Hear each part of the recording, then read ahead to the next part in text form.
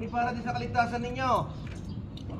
Siguro pag kailangan, at talagang ano, isa lang, tama na yon.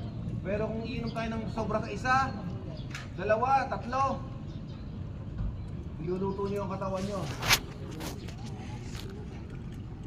Mas patindi pa sa alak yan.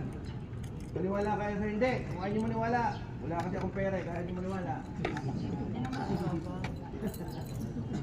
Ano rin nyo? At yun ay totoo. Sa alak naman, eh mao yan. Buting matutulog lang, huwag lang yung mamaoy. So sa ating trabaho naman, pagpatuloy natin ang ating kaligtasan sa sarili, mga working at rights, huwag kakalimutan ang ating safety ano? Full body harness, hindi body harness ha? Saan ba nakalagay yung body harness? Nandito lang nakalagay, nakasinturon. Full body harness at dalawang liner.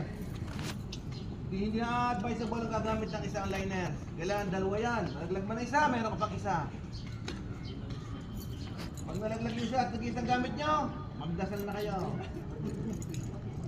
Ang problema lamang, huwag nyo kaming idadamay. Bakit? Huwag nyo kaming idadamay. Pag nahulog kayo, suspendido ang trabaho or matigil pa ang trabaho. Investigasyon tayo dito. Sino sisisihin? Kayong nagpakamatay ba o kami? Makukulong pa kami.